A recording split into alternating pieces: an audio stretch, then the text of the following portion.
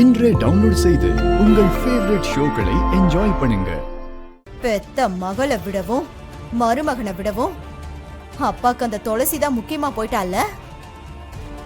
நமக்குன்னு ஏதாவது வேணும், இப்பவே சேஃப்டி ஆகணும். இல்லனா கையில திருவோட்டை கொடுத்துருவா அந்த துளசி.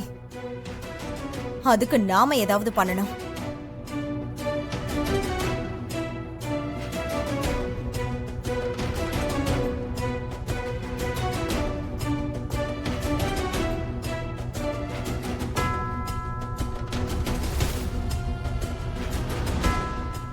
என்ன பண்ணலாம்?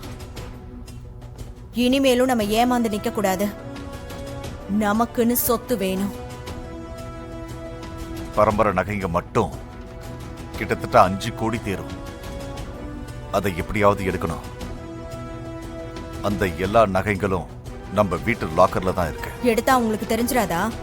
எடுக்கணும். ஆனா பழி நம்ம மேல விழக்கூடாது. அப்படியா? அது எப்படி? அந்த லாக்கரை ஓபன் பண்றதுக்கு ஒரு திருடன் வேணும்.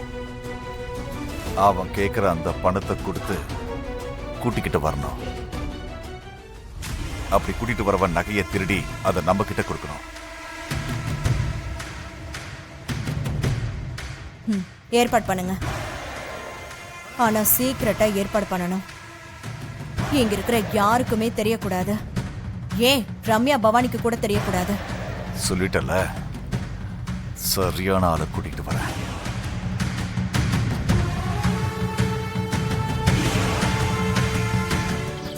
ஐயா, இது பெண்டிங் ஃபைல்.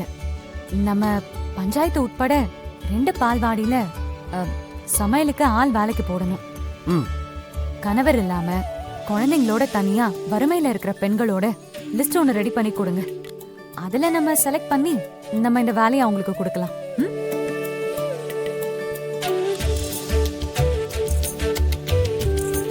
அப்புறம் ஆரம்ப பள்ளிக்கூடத்துல எல்லா கிளாஸ்லயுமே டீச்சருக்கு மட்டும் காத்து வீசுற மாதிரி இருக்கு.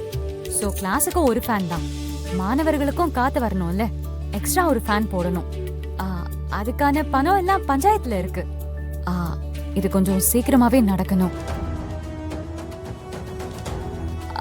சரி சொல்லுங்க, நீங்க என்ன சொல்ல வந்தீங்க? சொல்றதுக்கு என்னமா இருக்கு? பால்வாடி ஸ்கூலை பத்தி தான் பேச வந்தோம், நீங்களே சொல்லிட்டீங்க.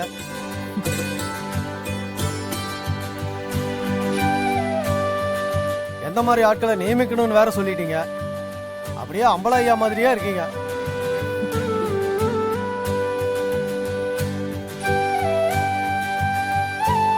சிவா ஐயா துளசி ஐயா தேர்ந்தெடுத்தாருன்னு இப்பதான் தெரியுது.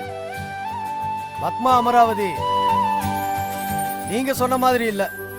துளசி வீட்டை மட்டும் இல்ல, இந்த ஊரையும் நல்லா பார்த்துப்பாங்க.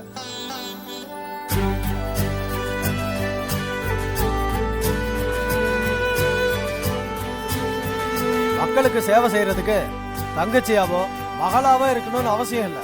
நல்ல மனசு இருந்தா போதும்.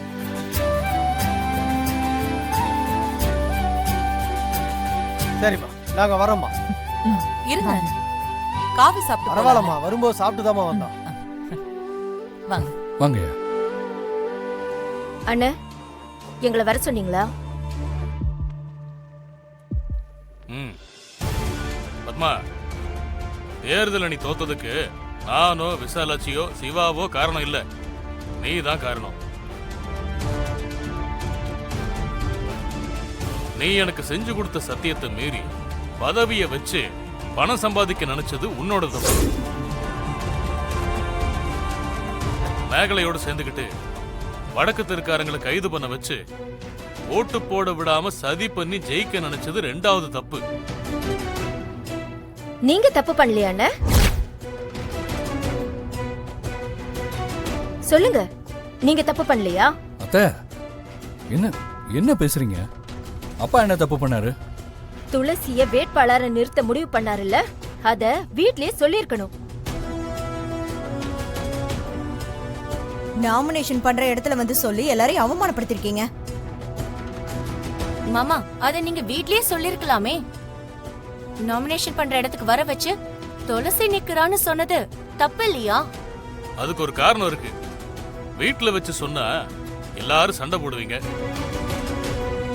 குடும்பத்துக்குள்ள தன்னால எந்த பிரச்சனையும் வேண்டான்னு துளசி ஒதுங்கி இருந்திருப்பா. அதனாலதான் சொல்லல. இந்த துளசி சொல்லிதான் எனக்கு கல்யாணம் பண்ணி வைக்க போறீங்களா? யார் சொன்னா? ஏற்கனவே பார்த்துட்டு தானே இருக்கோம். ஏய், நீ இன்னும் சின்ன புள்ளையா? கல்யாண வயசு வந்துருச்சுல்ல, கல்யாணம் பண்ணி தானே ஆகணும். நான் எதுவும் தப்பா சொல்லல. சிவாவை உனக்கு பிடிக்கும். உண்மையா நீதான் அவரை கல்யாணம் பண்ணிருக்கணும். ஆனா அது நடக்கல. அதுக்காக நீ கல்யாணம் பண்ணிக்காம இந்த வீட்ல இருந்தா தப்பில்ல. நடக்க வேண்டியதெல்லாம் அந்தந்த வயசுல நடந்தாதான் நல்லது. நீங்க பாக்குற மாப்பிளைய எனக்கு பிடிச்சாலும் பிடிக்காட்டியும் நான் கல்யாணம் பண்ணி தான் ஆகணுமா மாமா? பின்ன பிரசிடென்ட் அம்மா சொல்லிட்டாங்கல்ல, மீற முடியுமா? ரம்யா, உனக்கு பிடிச்சி நீ சம்மதம் சொல்லணும். உன்னோட சம்மதம் இல்லாம எப்படி இந்த கல்யாணத்தை பண்ண முடியும்? அப்ப எனக்கு மாப்பிளைய பாருங்க. நான் ஓகே சொன்னாதானே நடக்கும். எனக்கு எத்தனை மாப்பிளைய பார்த்தாலும் எனக்கு பிடிக்காது. எப்படி கல்யாணம் நடக்குதுன்னு பாக்குறேன். எனக்கு வாட்சவன் மட்டும் நல்லவனா இருந்திருந்தா எவ்வளோ பார்த்து என் பிள்ளைக்கு கல்யாணம் நடக்கணுமா?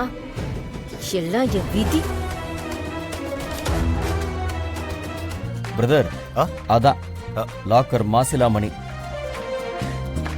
ஓ ஓஹோ, உண்மையை சொல்லணும்னா மாசில்லாத மணி.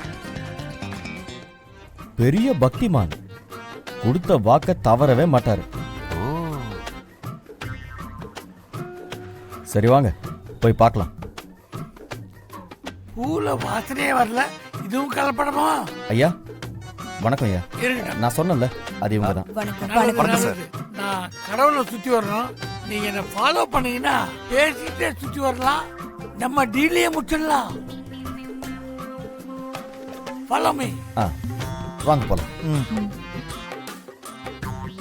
சேது சொன்னான், குடும்பத்து பாரம்பரிய நகையை திருடணும்னு.